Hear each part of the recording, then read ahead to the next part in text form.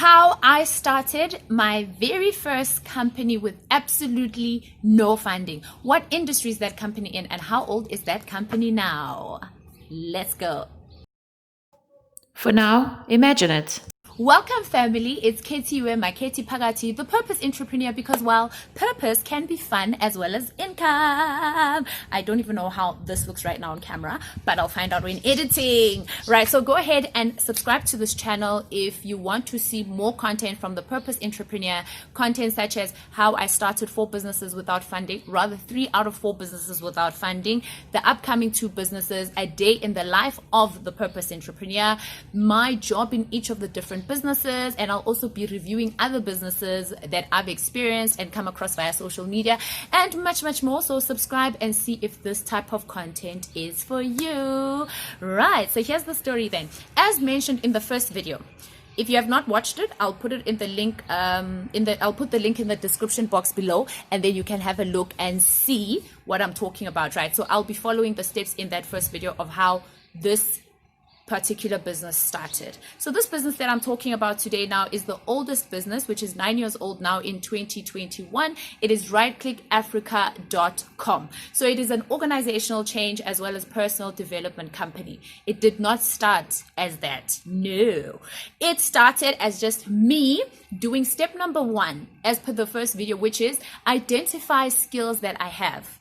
So what that means is I identified skills that I already had and looked at how to develop them and better them so that they are offerable, right? Yes, that's a word from today on if it's not actually in the dictionary. So I had lots of skills at that time, right? I had a lot of skills, but I decided to just focus on a few. And for this video, I'm just going to even focus on even less than the few. I'll just look at the 2.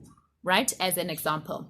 So the first one was my excellent facilitation skills, and the second one is my public speaking skills, right, as an effective public speaker. So I looked at those 2 skills and I thought, So in terms of facilitation, even though it's an array of facilitating that I was doing in the training space, but I'll just hone in on one.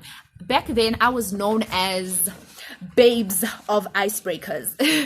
Right Click now calls it effective icebreakers, and we do have other facilitators that are trained to do that. So what I was doing then is I was running effective icebreakers. I'll call it that.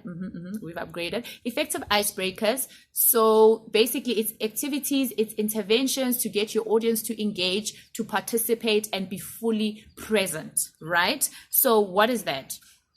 No, let me not explain what that is. Let me explain what I did. Then what I did was I developed that skill by having a look at how to take one icebreaker and make it applicable for 4 different types of gatherings, for 4 different types of audiences, right? For example, take icebreaker A and make it relevant for a meeting, for people to come and apply themselves fully so that they know what to take and what are their actionable points from that meeting. Take it and put it and facilitate it in a strategy session so that people are fully engaged and they partake and participate in what's needed from them in the strategy session.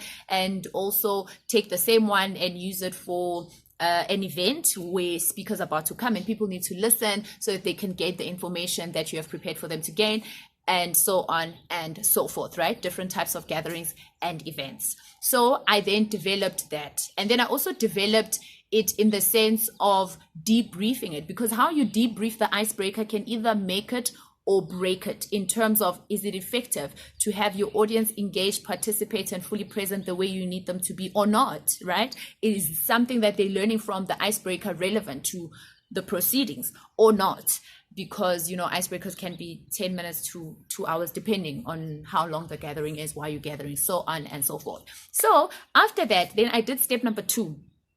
As per the first video, step number 2 is to then look at available resources that enable me to offer the skill in terms of self-employment, right? Because I was transitioning then from employment to self-employment.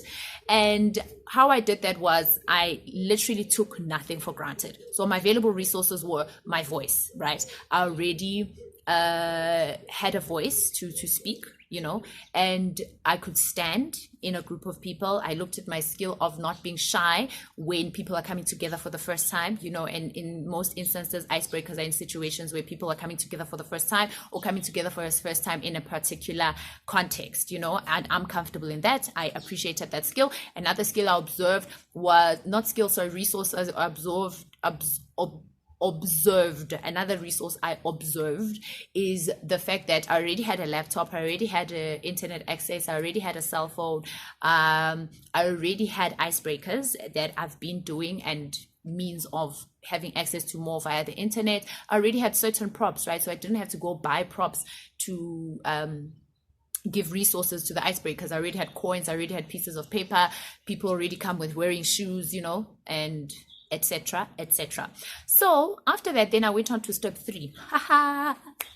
This part excites me. Yes, it does. Yes, it does. Part 3 was I looked at my already existing market, right? So I'm not going out there to create a market, to fish for a market, to hope to find a market. It's already existing. So where did I find the existing market? In my actual phone book, right? I was about to say in this very phone. No, that phone, I don't know where that phone is. Life happens. But the point is in my very phone contact list, right? And I still have some of those contacts that I had back then, if not all. Now, what I did was I looked at my contact list to see who is already leaders of gatherings, who is already planning events, who's planning meetings, who's leaders of teams, who are part of teams. Hello, it's a lot of people, you know. And then I just basically identified them and identified how and why they would need it. And I remember that one of the first paying clients when I did this was a lady in my same street that was running weekly, every Thursday she was running gatherings for her network marketing business to present the business opportunity as well as the products to people. And I remember, okay, anyway, so that's part 4. So part 3 is identifying them and being like, oh, okay, so that's what they do, that's what they probably need, you know, so they lead this type of team, that's when they're part of meetings, and so on and so forth. Then what I did was went to step 4, which is present the solution. Yes, present the solution. For example, with her, I know that I specifically said to her, you know, those weekly gatherings that you have, I've never been there. So just let me know how receptive are the people when they come, how engaged are the people when they come, whether it's people that are part of your network marketing team or it's people that are invited by those people to be part of the networking team. And she gave me feedback and she scored things like 4 out of 10 in terms of engagement, in terms of being receptive, 6 out of 10 and stuff like that.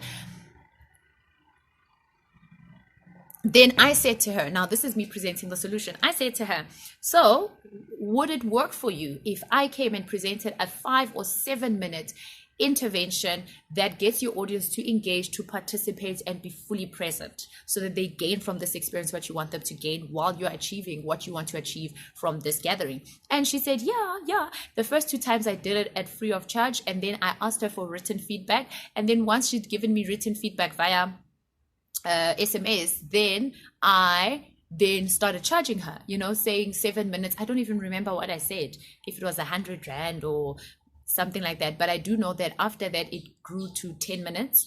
And then when those gatherings grew from just our neighborhood to other places, I charged even more. And yeah, that's how it started, right? And then in terms of the public speaking, what I started doing was I approached people that were already doing public speaking. Actually, I think that's a video for another day, guys, hey? But at least you can see how I followed the 4 steps to launch this business. So that's how this business was launched. Please let me know if there's a specific area you want me to go into more detail on and just have a separate video on that. I will definitely do that gladly, not a problem. There is a video coming up later on about sales, specifically on sales, right? The art of sales, the skill of sales. I mean, the skill of sales is one of the things that helped me to end up with 4 businesses. Please do subscribe and see if this content is for you.